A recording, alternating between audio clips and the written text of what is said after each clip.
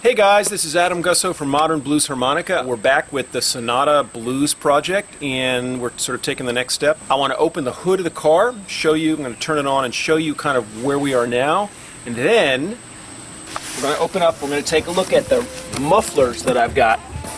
OBX Racing Sports, universal muffler. I want to show you what we got here. Come on over. So we can see this thing right here. This is our new installed. Remember the last episode I was showing you we're going to get it installed. Now it's installed. I'm going to get in. I'm going to groom it a little bit.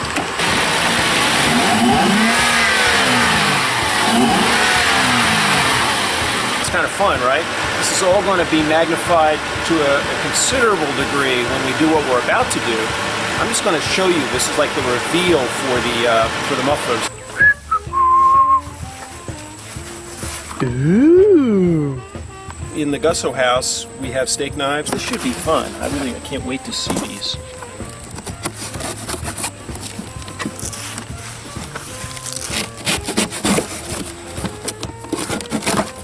Ooh, baby. Wow. Boys and toys. Boys and toys. This is my first. Holy cow. That's a cool toy. Let's go around the back of the car and see where it's going to end up. And you can see that we got sort of a stock system now. This is going to be just wonderful. I can't used to see that sticking out. That camera goes through this. You can see that there's nothing there. Boo! Basically, we're coming straight through. I can't wait to see what these are going to do when we put them on the Sonata. From the back, do we like the look? I think we like the look.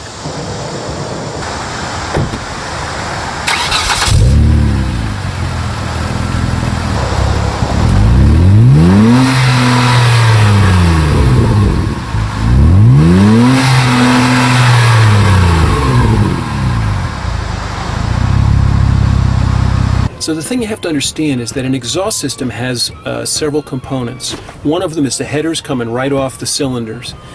There's the catalytic converters. This car has two of those up there. Then there's another catalytic converter where the two headers come together. I've left that in. I didn't do a cat delete, which is what we call it when you do that. Then there's a resonator chamber. I've left the stock resonator in. Now a lot of young bloods, they'll do what's called a resonator delete, a cat delete, and then they'll put on the same kind of mufflers that I put on. And what you've got at that point is a car that sounds like it needs a muffler job. It's like a street rod. So I wanted something a little more pedigreed than that. So at this point, I'm going to take you for a ride. You're going to see that I really like the sound that we get, but I can understand, and the guy who installed the muffler at Oxford Mufflers, he said it's a little quieter than some might have it.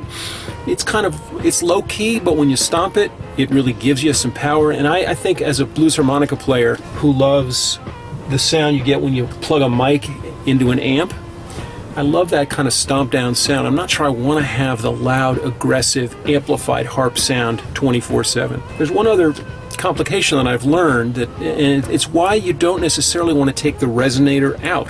The reason you keep the resonator in there, though, is something called drone, and I'm going to show you drone when we get out there on the highway. Drone is what happens if you're doing, let's say, 65 miles an hour, and you hit a slight incline and your automatic transmission shifts from fifth down to fourth. Drone is when you get that it's like a bass note that kind of begins to fill the space that you're in. Now, when you're in a dragster, of course, you got that sound all the time, and some people want that. If you ever, though, want to make a phone call from the car on the highway, you got to think about, do I want that kind of drone? Well, you know I'm talking too much. Let's go for a drive. I had my kid in the car the other day. My son wanted to drive home from high school. He's 15. He's taking driver's ed, which I think is a great thing. But he said, "Dad, can I drive it home?" Did a pretty good job. Now, one thing that this Sonata has, and again, I want to remind you, this was a mommy car. This was my wife's, the newish used car we bought back for her in 2011 when it was 2 or 3 years old. It's a 2008 Hyundai Sonata. I still have a hard time saying the word Hyundai. Doesn't matter. What matters is that this car, this mommy car that she's had, that I've barely driven at all in the last, how many years? Last 10 years that she's had it. It has a double overhead cam 6, which is an engine that really likes to rev. It has a power curve that when you're revving it, it's just producing more power. Red line at about 6,500. So what I'm going to do is I'm going to kick it into this sort of semi-manual, I guess they call it sport shifting. So here we are in first. And, you know, it's reminding me of how I used to, it's giving me some of the same driving pleasure, my old Honda. Second, now we're in third. Third. This car loves third. Watch this. Stomp down, baby. So third easily takes us to 60, and I'm doing the limit now. So if you want to hear a little drone, I don't know if this comes through. Let's try. Let me kick it down to fourth. Now it just sounds like revs. Let me put it into automatic. And now if I push down a little, I don't think you guys can really hear that. So you get a kind of low vibration. That's the sort of standard way of understanding drone, is that between 1500 2000 RPM, it's like you get a kind of, there's a resonating point, and again, if you're a blues harmonica player, you got to understand the resonating stuff.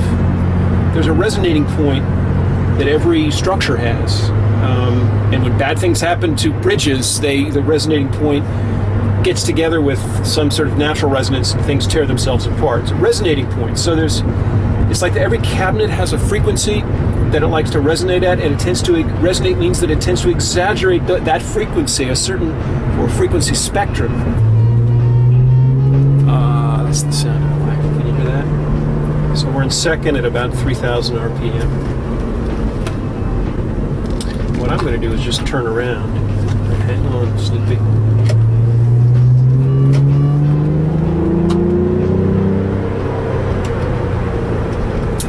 Pretty tame. This is not the Fast and the Furious. Let me take it a little.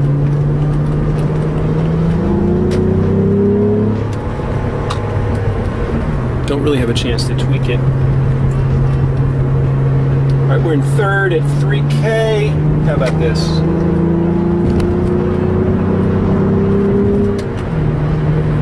And I'm at 65 without even trying. Yeah, that's what we got.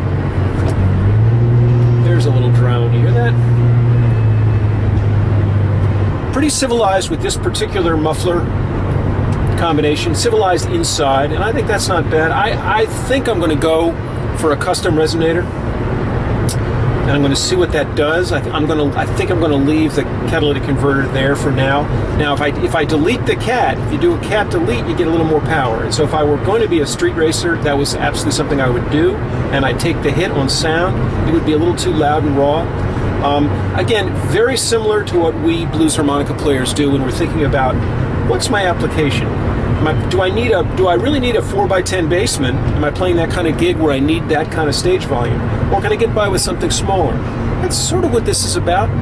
Can I get by? Do I want something a little cleaner, or do I want it really raw and nasty? Playing with the Blues Doctors, playing with Sir Rod and the Blues Doctors, I've learned that I don't want to get too raw and nasty all the time. It would be tiring. When I stomp on it, between 3 and 5K is where this... Again, it's funny because harmonica, we talk about 3 to 5K, we're talking about frequencies.